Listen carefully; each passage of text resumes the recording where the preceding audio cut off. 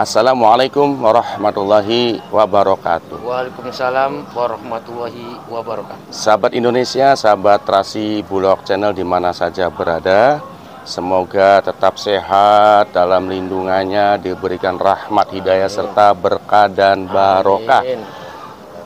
Sahabat, saat ini kami berada di belakang petilasan Kanjeng Sunan Gunung Jati di puncak Gunung Sembung yang akan mengulas tentang seorang tokoh yang belum dikenal oleh masyarakat Cirebon dan sekitarnya. Tokoh ini sangat berjasa sekali di dalam merawat dan memelihara komplek pemakaman keluarga-keluarga Raja Kesultanan Cirebon, yaitu dari Sunan Gunung Jati dan keturunannya, serta beberapa ki gede lain yang ada di Cirebon. Siapakah dia, Pak Dul? Adipati Keling. Adipati Keling. Apakah orang Cirebon khususnya sahabat tahu siapakah beliau Adipati Keling itu? Nah, kalau belum tahu, ikuti terus, kami berdua akan mengulas tentang beliau yang bernama Adipati Keling. Baik, Pak Dul. Adipati Keling yang Pak Dul tahu dari mana, Pak Dul, asalnya? Adipati Keling itu Ya.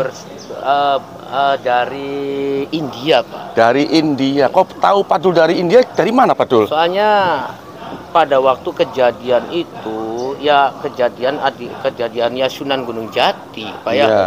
Di sana itu ada kerajaan Adipati Keling yang ada di tengah-tengah laut. Nggak tahu tujuannya apa. Ternyata itu melempar abu atau jasadnya. Ya. Ya, baik.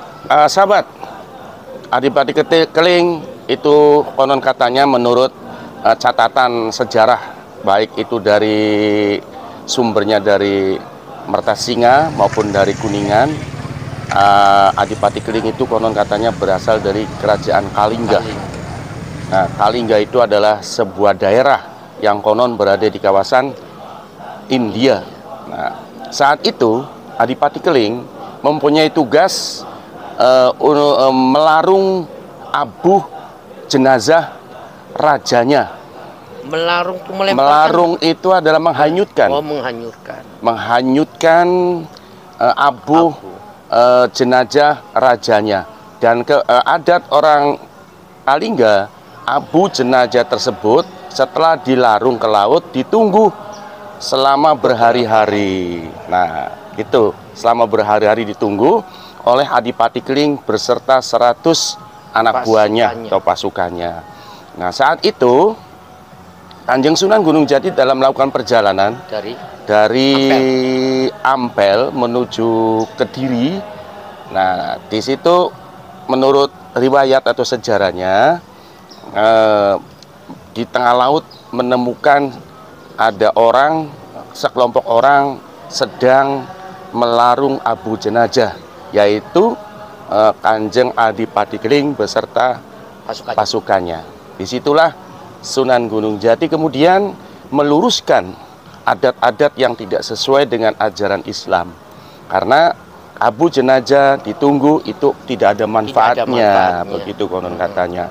Nah, nasihat Sunan Gunung Jati ini pada awalnya tidak diterima atau membuat Adipati Keling marah. Sehingga terjadilah diskusi,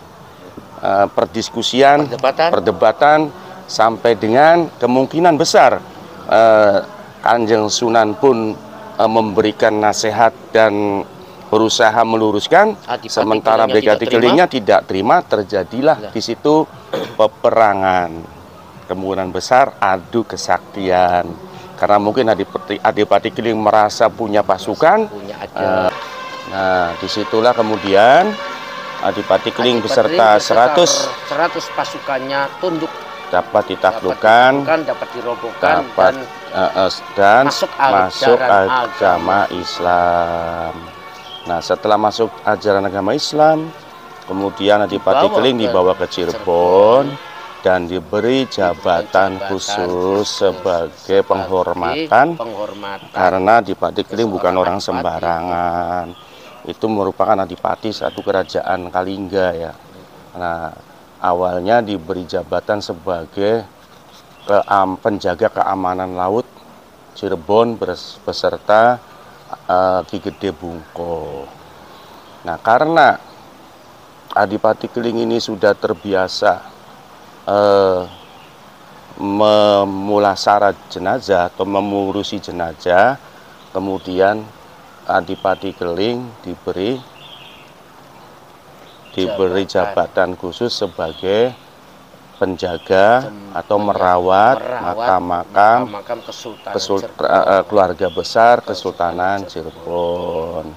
Nah, sebelum beliau diangkat sebagai penjaga makam Kesultanan Cirebon atau di komplek Gunung Sembung ini, ya, beliau diberi satu daerah. Menurut naskah Kuningan, nama lain Pati Keling adalah Ki Gedeng Rimang. Beliau juga nantinya berjodoh dengan putri Pangeran Walang Sungsang. Informasi ini mengindikasikan bahwa selepas pengabdian dirinya di Cirebon, Pati Keling diberi kedudukan di suatu daerah yang bernama Rimang, sehingga kemudian beliau dijuluki Ki Gede Rimang. Beliau juga nantinya dinikahkan dengan putri Pangeran Walang Sungsang atau Cakrabuana yang bernama Rara Jemaras. Iya, jadi Adipati Keling ini dinikahkan dengan putri Walang Sungsang atau Cakrabuana yang bernama Rara Jemaras. Di dalam naskah Partasinga disebutkan nama asli dari Adipati Keling adalah Suranenggala. Selain itu, karena dianggap sebagai orang yang telah biasa memuliakan jenazah, ketika masih menjabat Pati Keling oleh Sunan Gunung Jati, Pati Keling dan keturunannya diberikan hak istimewa, yaitu menjadi penjaga atau kuncen di astana Gunung Jati atau di Gunung Sembung.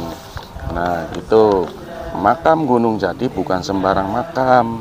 Di zamannya, komplek makam itu adalah komplek pemakaman para pembesar dan penguasa di Kesultanan Cirebon, sehingga tidak sembarang orang dapat mengunjunginya. Itu hanya keluarga pejabat tinggi dan keluarga keraton saja yang dapat mengunjungi area pemakaman tersebut. Nah, kalaupun ada pejabat tinggi yang mau berkunjung atau ziarah di makam ini, koordinasinya dengan siapa, Pak Dul? Dengan Adipati Keling. Nah, sampai sekarang pun penjaga-penjaga yang di sini itu masih keturunannya ya, Pak Dul? Iya. Jumlahnya berapa ya? 125 orang. Nah, konon katanya dari 125 orang ini dapat kebagian menjaganya selama 15 hari. Cuma 15 hari ya, Pak Dul. Gilirannya 4 bulan sekali. 4 bulan sekali, saudara sahabat. Pembagian ya? Iya, dibagi dari masing-masing keturunannya itu dalam 1 tahun itu bertugas hanya 3 kali. Dalam 4 bulan sekali, gilirannya itu sekali giliran selama 15 hari. Kalau 1 tahun berarti bertugas hanya 45 hari atau sebulan setengah.